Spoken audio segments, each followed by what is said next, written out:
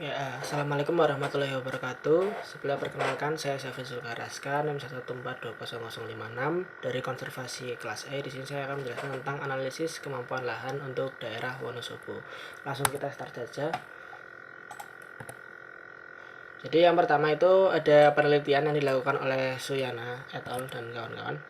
Nah, itu ada kelas kemampuan lahan yang dilakukan di daerah Wonosobo. Menurut Suyana et al., penelitian yang mereka lakukan dari kelas kemampuan lahannya itu dibagi menjadi beberapa kelas. Yang pertama itu ada di kelas 3, yaitu sebanyak 9,43%. Selanjutnya ada kelas 4 atau kelas integritas garapan itu sebesar 49%.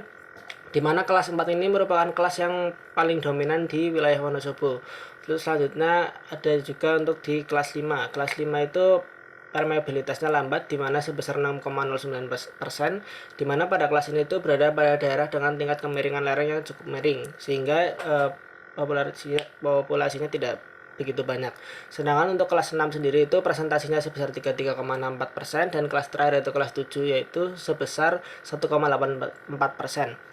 Di mana pada kelas 7 ini lahan yang ada itu kurang lebih sama dengan lahan yang ada pada kelas 5, yaitu hanya sedikit. Itu karena dia berada dalam lereng yang curam dan memiliki tingkat erosi yang tergolong juga berat. Langsung kita next. Nah, ini peta sebaran yang ada di daerah Wonosobo. Itu kalau kita melihat dari kelasnya dapat dilihat kelas yang dominan itu ada dari kelas 4. Di situ ada di berbagai wilayah itu tersebar untuk di daerah Wonosobo. Oke, kita lanjut ke penelitian selanjutnya. Penelitian selanjutnya itu penelitian yang dilakukan oleh Prabandaru et al. Penelitian dari Prabandaru et al. Ini untuk meneliti lahan kritis yang ada pada daerah Wonosobo. Itu ada di Kilangan Jajar, Garum, dan juga Mojo Tengah. Untuk pertama yaitu di daerah hutan lindung. Daerah hutan lindung sendiri itu luas lahan kritis pada fungsi kawasan lindung di luar hutan lindung didominasi oleh kelas potensial kritis, yaitu seluas 1.304 hektar. Sedangkan kelas terendah adalah kelas sangat kritis yang mempunyai luas itu 2 hektar. Bisa dilihat pada petanya sebarannya dan juga pada grafiknya. Terus kita lanjut ke pada kawasan yang berikutnya yang merupakan kawasan lindung, di mana luas lahan kritis pada fungsi kawasan lindung di luar hutan lindung didominasi oleh kelas potensial kritis seluas 5.091 hektar, sedangkan kelas terendah yaitu sangat kritis yang mempunyai luas 5 hektar. Bisa dilihat di situ di mana tersebar ada di Kejajar, Garung, dan juga Mojo Tengah, namun didominasi oleh di daerah Garung. Terus kita lanjut ke kawasan berikutnya yaitu kawasan budidaya pertanian. Itu didominasi di wilayah Mojo Tengah. Bisa kita lihat itu luas kelas lahan kritisnya pada fungsi budidaya pertanian itu didominasi oleh kelas potensial kritis seluas 4.543 hektar. Pada fungsi kawasan lindung tidak mempunyai kelas sangat kritis, sedangkan kelas terendah adalah kelas kritis yang mempunyai luas 178 hektar. Dapat dilihat pada grafik, warna ungunya itu sangat dominasi dibandingkan dengan warna lainnya.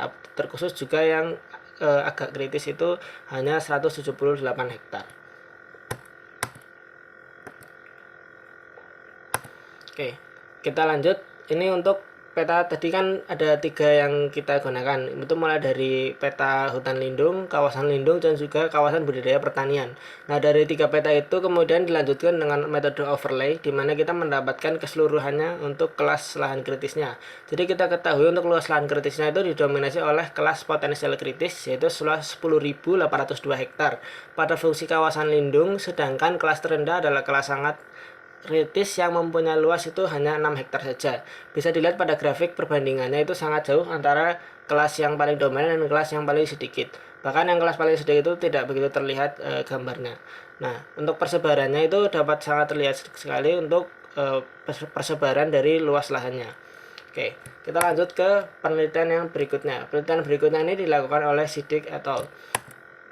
Nah, untuk penelitian yang dilakukan Siddiq et al. Ini lebih menekankan pada parameter fisik dan juga parameter kimia tanah pada daerah Wonosobo. Di mana di sini dia menggunakan pupuk kandang murni dan pupuk kandang campuran. Di mana pupuk kandang murni bisa dilihat yang merupakan tulisan CM dan pupuk kandang campuran itu yang CMS. Nah, dapat kita ketahui di situ temperatur tanah, kelembapan tanah, dan juga porositasnya pada parameter fisik itu memiliki hasil yang berbeda, namun tidak begitu jauh. Hanya hanya cek sedikit saja. Bisa dilihat dari yang temperaturnya dari 16,30 dan 16,70, lalu porositas 0,46 dan 0,48. Yang berbanding cukup jauh hanya ada pada kelembapan tanahnya, di mana pakai pupuk kandang murni itu sebesar 85% dan pupuk kandang campuran itu 76,30%. Selanjutnya kita menuju ke parameter kimia tanah yang ada di daerah Wonosobo. Itu juga ada perbandingannya, di mana itu include pH tanah, N total, C organik, dan rasio C per N. Untuk hasilnya itu jelas berbeda. Di situ bisa kita ketahui untuk pH tanahnya pupuk kandang murni itu lebih rendah daripada pupuk kandang campuran. N totalnya sama begitu juga, dan C organiknya itu berbeda, di mana pupuk kandang murni itu lebih besar daripada pupuk kandang campuran, dan rasio C per N-nya juga lebih besar daripada pupuk kandang campuran. Nah, berdasarkan dua parameter tadi yang sudah dilakukan, itu kita mengetahui bahwa penggunaan jenis pupuk kandang ayam murni dengan pupuk kandang ayam campuran itu pada lahan pertanian kentang di dataran tinggi Dieng itu memberikan pengaruh berbeda terhadap struktur tanahnya. Penggunaan pupuk kandang ayam murni pada lahan pertanian kentang itu memberikan pengaruh yang lebih baik terhadap struktur komunitas mikroarthropoda tanah dibandingkan menggunakan pupuk kandang ayam campur yang sekam. Ya, kita menuju ke penelitian yang terakhir. Penelitian terakhir itu penelitian yang dilakukan oleh Komsatun et al.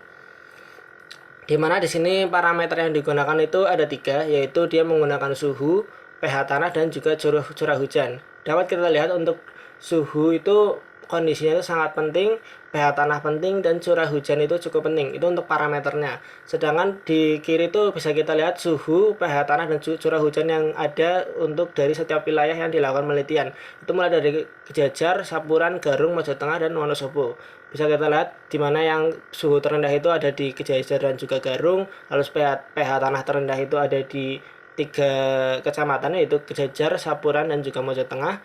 Dan untuk curah hujan itu yang paling rendah ada terletak di Kejajar dan juga ada di Wonosobo, di mana Wonosobo curah hujannya hanya 346. Oke, kita lanjut untuk di hasil akhirnya. Hasil akhir dari penelitian tadi kan kita udah pakai parameternya tuh.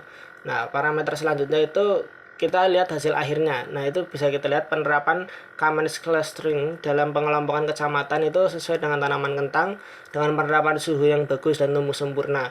Pada suhu yang di atas 25 derajat itu tanaman kentang daunnya kecil dan umumnya tidak sempurna, sedangkan kentang akan hidup bagus tuh di antara suhu 15 sampai 22. Nah, itu tadi sesuai dengan suhu yang ada di daerah Wonosobo. Karena tanaman kentang itu membutuhkan suhu yang berbeda tiap perkembangannya, maka suhu optimal itu 18 sampai 20 derajat.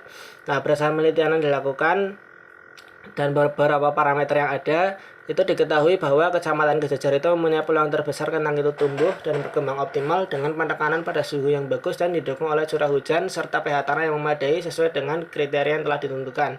Itu dapat kita lihat di mana ideal positifnya dia memiliki nilai yang paling besar dan ideal negatifnya itu nilai yang paling kecil dibandingkan dengan kecamatan-kecamatan lainnya. Oke, mungkin segitu saja yang bisa saya sampaikan. Kurang lebihnya mohon maaf. Terima kasih.